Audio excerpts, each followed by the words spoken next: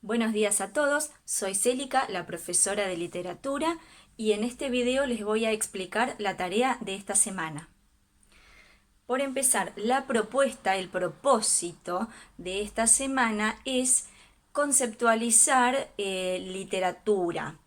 Pero en lugar de sintetizarlo a una breve noción, lo que vamos a hacer es leer distintas nociones de literatura para complejizar el término, es decir, advertir que no es fácil definir lo literario y por lo tanto, cuando consideramos la noción de literatura, tenemos que tener en cuenta distintos puntos de vista acerca de ella, distintas nociones de literatura. Que después ustedes seleccionen una o armen su propio concepto estaría bárbaro, pero la idea acá es no sintetizarlo a una breve definición, sino ampliar las distintas definiciones, los distintos puntos de vista sobre literatura. Para eso, lo primero que vamos a hacer, la primera actividad de esta propuesta, es leer algunos fragmentos, son estos, que son opiniones, concepciones acerca de la literatura en palabra autorizada, en palabras de autores reconocidos. Son estas, no sé si se alcanzan a ver acá, 8 citas de autoridad hablando sobre qué es literatura. Lo que van a hacer en principio es leerlas todas y seleccionar una. Y una vez que la elegiste, me vas a explicar por qué la elegiste, es decir, qué interpretás vos en esa definición de literatura, de lectura literaria, porque la mayoría hablan de lectura literaria, lo ponen en esos términos. Entonces, cualquiera que vos elijas porque te resultó más fácil, porque la entendiste, porque te llegó, porque la leíste y dijiste esto es lo que yo pienso, bueno, la que selecciones, explicas, das una interpretación de lo que vos lees en esa frase. Esa es la primera. Bueno, y aquí vamos a la segunda consigna, que es quizás la más compleja. La idea en la segunda consigna es poner a debatir a estos autores entre ellos.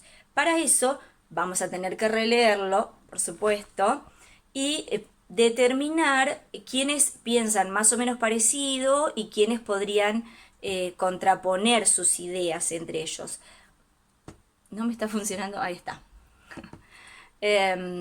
Y una vez que lo leí y pude más o menos interpretar eso, lo que voy a hacer es inventar un diálogo ficticio. Ficticio quiero decir, porque no es que pasó o va a pasar en la realidad. Entonces voy a elegir un formato. Podés hacerlo en forma de parlamento teatral.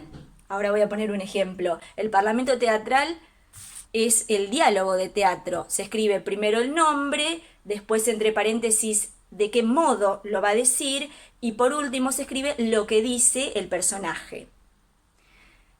Esa estructura de diálogo teatral te puede servir. Otra opción es hacerlo en forma de narración, en forma de cuento. ¿Recuerdan cómo se introducían los diálogos en el cuento? Raya de diálogo. Mi opinión es que la literatura, raya de diálogo, dijo fulanito. Esa es la estructura de la narración, del diálogo en la narración. Y la otra opción era hacer un chat, que es por ahí lo más cercano a ustedes, una conversación en formato de chat de WhatsApp o lo que sea que usen, por ahí estoy atrasada.